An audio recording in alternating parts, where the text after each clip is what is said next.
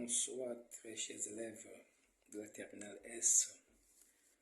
Aujourd'hui, nous allons traiter un exercice sur le nombre complexe, un exercice extrêmement classique que vous devez absolument connaître comment ça fonctionne. Alors, on considère les points A et B d'affixe ZA égale à I et ZB égale à 1. Et à tout point M d'affixe Z de distance du point B, on associe le point M' tel que le point M' d'affixe grand Z, on associe le point M' d'affixe grand Z effectivement tel que grand Z égale 1 moins I facteur de Z moins I sur Z moins 1. Première question, on demande de calculer l'affixe du point C' associé à C d'affixe moins I. C'est simplement nous dire que dans l'expression de Z, de grand Z, pour déterminer grand Z' du point C, on va remplacer moins Z par moins I. Et donc, si nous remplaçons, on aura donc 1 moins I sur moins I moins 1. Eh bien, si on fait un petit réduction, on se retrouve avec moins 2i, facteur de 1 moins i sur moins 1 plus i. En simplifiant par les moins et en utilisant le complexe conjugué du dénominateur, on obtient l'expression qui est là, que nous allons rapidement calculer et obtenir aisément ce résultat. Vous savez développer a moins b au carré avec les complexes a moins i b au carré, c'est simplement a carré moins 2ib moins b carré. Donc on aura donc 1 moins 2i moins 1, ce qui va nous donner moins 2i tout simplement. Et 2i moins 2i, on sait que i carré ça donne moins 1. Donc ça va donc donner finalement 4 divisé par 2 qui donne 2. Donc finalement l'affixe du point C', c'est 2. Ensuite, on demande, en posant que z, petit z égale à x plus y, où x et y sont des nombres réels, on demande de démontrer que grand Z peut s'écrire sous la forme x moins 1 au carré plus y moins 1 au carré moins 1 le tout sur x moins 1 au carré plus y carré moins i facteur de x carré plus y carré moins 1 sur x moins 1 au carré plus y carré. C'est une question pas tout à fait facile, mais en fait, elle est facile puisqu'il faut forcément faire attention dans les calculs. Qu'est-ce qu'on va faire? Justement, on va remplacer le z par x plus i, y au numérateur et au dénominateur. Ensuite, on va faire attention au calcul. Une fois qu'on a remplacé ça comme ça, on peut développer, si on veut déjà ce qu'on a au numérateur, c'est ce qu'on a fait. Et ensuite, utiliser encore l'expression conjuguée du dénominateur qu'on va multiplier le numérateur par la même expression conjuguée. À ce moment, c'est là il faut faire très attention, chers élèves. Allez-y tout doucement et pas à pas. Vous savez développer et réduire, c'est pas ça le problème, mais essayez de ne pas oublier un terme et ne surtout pas oublier que i carré égale à moins 1. Donc, si vous le faites, vous allez développer tout doucement et retrouver progressivement ces termes que nous avons là. Vous allez les retrouver assez aisément en développant tout simplement. Une fois qu'on a donc développé tout ça, on obtient donc ce résultat. Et au dénominateur, c'est un peu simple parce qu'il suffit de prendre le premier au carré plus le deuxième au carré. Donc ça fait x moins 1, le tout au carré plus y au carré, c'est assez facile. Et ça va rester comme ça jusqu'à la fin des calculs. Ensuite, qu'est-ce qu'il faut faire? Il faut regrouper tous les termes qui ne contiennent pas i. Comme ça, avoir justement la partie réelle. Donc, c'est ce qu'on a regroupé. Vous regroupez tous les termes qui n'ont pas i. Il y a des qui vont se simplifier, par exemple, moins i, par exemple, plus xy et moins xy. Donc c'est simplifié. Vous avez par exemple moins x et moins x qui vont se réduire, tout comme moins y et moins y, ils vont se réduire. On fait exactement pareil au niveau de l'autre partie. On a mis i en facteur et on a repris tous les termes donc en i.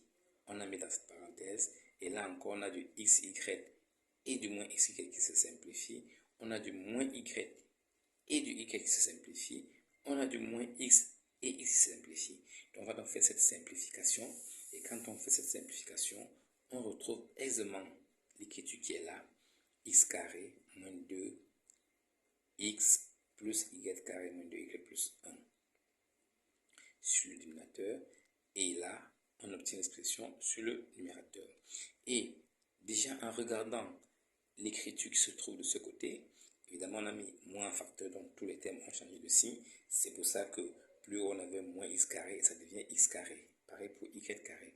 Donc à ce niveau, on voit déjà qu'on a l'expression qu'on voulait démontrer, du moins en ce qui concerne la partie imaginaire. Et ici, ce n'est pas encore clair. Mais rien de plus facile, vous savez faire ça depuis au moins la première. Vous avez ici x carré moins 2x. Ça commence comme un carré parfait. C'est déjà a carré moins 2ab. Il manque seulement le b carré. Mais ce n'est pas un problème. Si j'ai besoin de 1 dans une expression et que je n'ai pas 1, je peux ajouter 1 et ensuite enlever 1. Ça, en le faisant, on va donc ajouter donc ici le 1 qui nous manque parce que de 2ab, nous avons déjà le x qui est notre a, le double produit donc c'est donc 2 fois x, donc il nous manque 1. On aura donc x moins 1 le tout au carré. Et donc quand on va développer x moins 1 au carré, on aura du x carré moins 2x plus 1. Mais comme je n'ai pas le plus 1, j'enlève ce 1 là ici. Regardez ici, on a enlevé ce 1 qu'on a ajouté ici et on a fait pareil ici. Et du coup, on se retrouve avec, après réduction, avec justement ce qu'on demande de démontrer. Regardez, qu'est-ce qui se passe maintenant? Il se passe que j'ai x moins 1 au carré plus y moins 1 au carré moins 1, le tout sur x moins 1 au carré plus y carré, moins i que multiplie x carré plus y carré moins 1, le tout sur x moins 1, le tout au carré plus y carré. Donc, c'est exactement ce qu'on voulait démontrer. Donc, voilà chez là comment on procède pour ce genre d'exercice. Ensuite, on va utiliser cette expression pour répondre à d'autres questions qui cette fois-ci ne seront pas très compliquées. Il faudra seulement connaître quelle est la condition qu'il faudra écrire pour cela. Et la première question qu'on nous pose à ce moment, c'est justement de déterminer l'ensemble des points m d'affixe petit z tels que grand Z soit réel. Grand Z est réel si l'imaginaire est égal à 0. Et donc, vous voyez bien l'imaginaire, c'est la partie imaginaire qui est là. Un quotient est nul si le numérateur est nul. Donc, ça revient simplement à x carré plus y carré moins 1 égale à 0. Et ça, en mettant un autre côté, on reconnaît l'équation du cercle dont le centre est l'origine. Donc, on peut conclure que z est réel si m d'affixe z appartient à ce cercle-là, de centre l'origine de notre repère et de rayon 1. Ensuite, on demande de déterminer l'ensemble des points pour que, eh bien, z soit imaginaire pur. Et ça, rien de plus facile. Z est imaginaire pur, c'est quoi? Si la partie réelle est égale à 0. Et là encore, sans aucune difficulté, on retrouve encore une équation de cercle. Cette fois-ci, le point M va donc appartenir au cercle de centre 1, 1, dont le centre c'est le point 1, 1, et de rayon R qui est égal aussi à 1. Donc ici le rayon R est égal à 1. R égale à 1. Puis déterminer pour que Z soit réel, un réel négatif. Donc on sait déjà que Z est réel si on a cette équation du cercle. On a écrit ça plus haut, l'équation du cercle dont le centre est l'origine. Et donc, qu'est-ce qui va se passer? Alors regardez un tout petit peu. Pour que, nous avons déjà dit que lorsque Z va être, la première question nous a dit que Z était réel si imaginaire est égal à 0. On a vu que M appartenait donc à ce cercle. Maintenant, donc, au niveau de ce cercle, les points qui sont au-dessus de l'axe des réels sont des points positifs. Alors, comme on veut que l'ensemble des points vérifie que nous avons grand Z qui soit réel, donc il faudrait ensuite que, pour que ça soit négatif, que le M là appartienne à ce tas de cercles, à l'art de cercle qui est en dessous de l'axe des réels.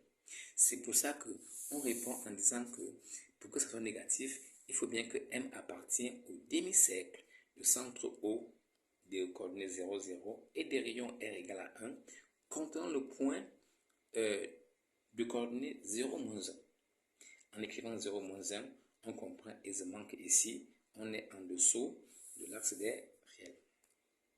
Ensuite, une question assez classique qu'on a déjà eu à traiter plus d'une fois. Ici, on va aller un peu vite. C'est déterminer l'ensemble des points tels que module de z égale à 2 racine de 2. Bien, le module de z, vous appliquez les formules. Le module d'un quotient, c'est le quotient du module. Et le module d'un produit, c'est le produit des modules. Du coup, le module de 1 moins i facteur de z moins i, c'est le module de 1 moins i fois module de z moins i sur module de z moins 1. Et là maintenant, ici on n'a aucune difficulté. Quand on regarde déjà que le module de 1 moins i c'est racine carrée de 2, il suffit seulement de le calculer. Et qu'ensuite zm moins za, le module de ça, c'est en fait la distance am, tout comme c'est la distance bm. Donc finalement on se retrouve avec cette égalité. Le module de z égale à 2 racine de 2, si racine de 2 am sur bm égale à 2 racine de 2. Après simplification, on voit bien que on a AM égale à 2BM. Dit que AM égale à 2BM, comme nous savons à faire les distances, nous pouvons élever dans les deux membres au carré et envoyer tout d'un côté pour avoir cette égalité AM carré moins 4BM carré égale à 0. Et on sait déjà que A1 carré est exactement égal à le vecteur AM le tout au carré. On peut donc transformer cette écriture en écriture vectorielle et faire une factorisation. A carré moins B carré, ça fait A moins B facteur de A plus B. On a vu comment on fait cet exercice. On définit un premier barycentre à l'aide des points A et B de coefficient 1, moins 2 et un deuxième barycentre à l'aide des coefficients 1 et 2. Et on connaît ce que ça signifie, c'est ce barycentre. On va ensuite décomposer nos deux vecteurs, le vecteur AM plus 2BM par J, vecteur AM moins 2BM par I. Lorsqu'on va donc décomposer, on va avoir une réduction vectorielle et voir que finalement, AM moins 2BM, en fait c'est IM et que AM plus 2BM, c'est 3JM. En remplaçant donc tout cela, on se retrouve devant une écriture fort simple, IM scalaire 3JM, c'est-à-dire en fin de compte, IM scalaire MJ égale à 0. Ça veut dire quoi? Ça veut dire qu'il faudrait qu'à tout instant, M soit sur le cercle de diamètre IJ, ne contenant pas les points IJ. Donc M est où? Sur le cercle de diamètre IJ. M est sur le cercle de diamètre IJ, ne contenant pas les points I et J. Comme ça, on est sûr qu'à tout instant, si M est donc sur ce cercle-là, à tout instant, le produit scalaire IM, scalaire JM sera toujours à 0. Voilà l'exercice, chers élèves. Merci pour votre attention et à la prochaine.